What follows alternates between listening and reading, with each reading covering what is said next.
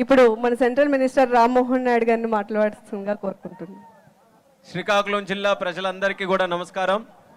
ఈరోజు క్యూటీవీ వారు 3వ సంవత్సర వార్షికోత్సవం ఎంతో విజయవంతంగా జరుపుకున్నటువంటి సందర్భంలో క్యూటీవీకి, ఎండి సౌమ్య గారికి, ఇందులో పనిచేస్తున్నటువంటి సిబ్బందికి ప్రతి ఒక్కరికి కూడా మనస్ఫూర్తిగా హృదయపూర్వక అభినందనలు, శుభాకాంక్షలు తెలియజేసుకుంటున్నాను.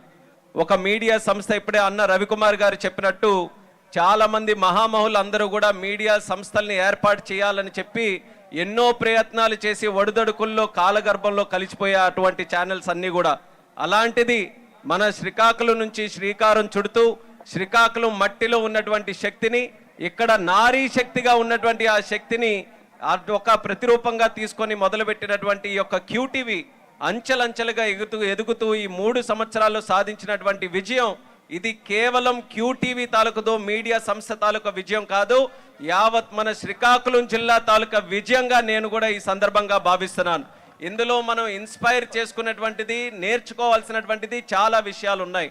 సౌమ్య గారిని నేను రాజకీయాల్లో చిన్న వయసులో వచ్చినప్పటి నుంచి ఒక జర్నలిస్ట్గా, ఒక రిపోర్టర్గా అనేక సంస్థల్లో పనిచేస్తూ ఎదుగుదలను నేను చూశాను.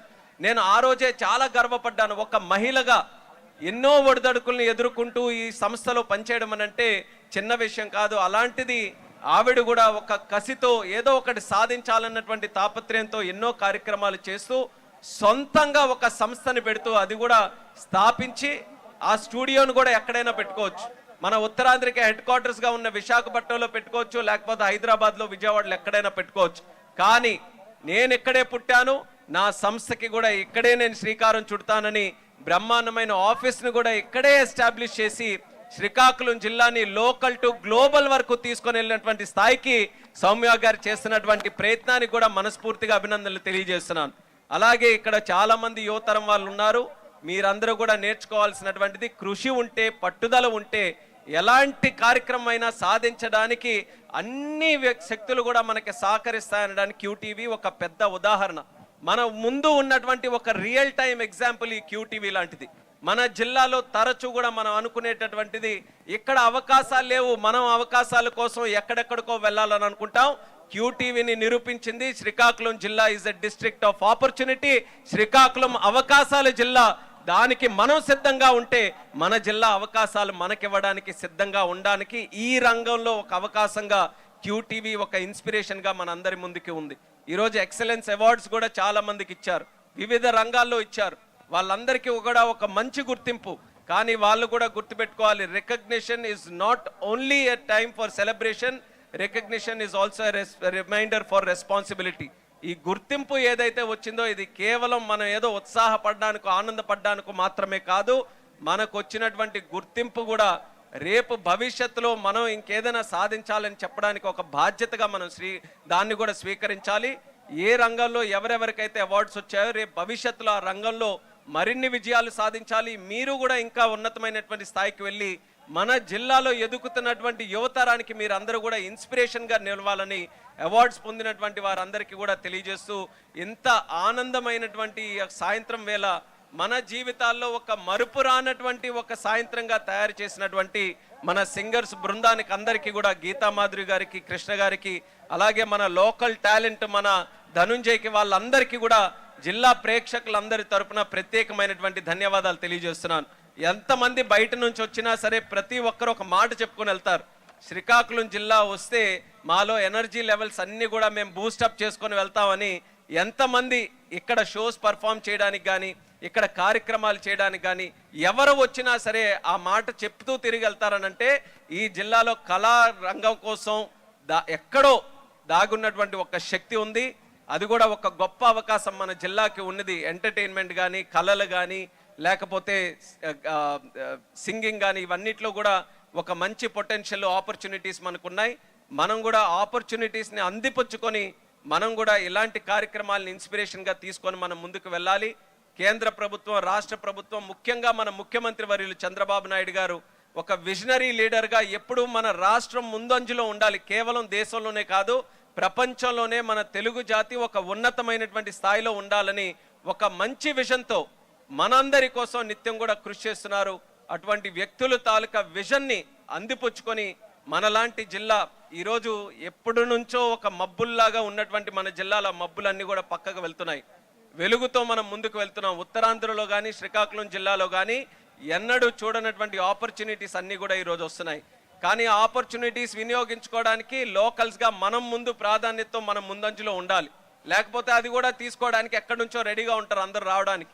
కానీ మీరందరూ కూడా ఆ ఆపర్చునిటీస్ అందిపుచ్చుకోవడానికి, ముఖ్యంగా మన యువతరం ఎవరైతే ఉన్నారో వాళ్ళు ఇదే time, this is the right time for all of you to come forward and take advantage of the opportunity Srikakulam district is providing for you.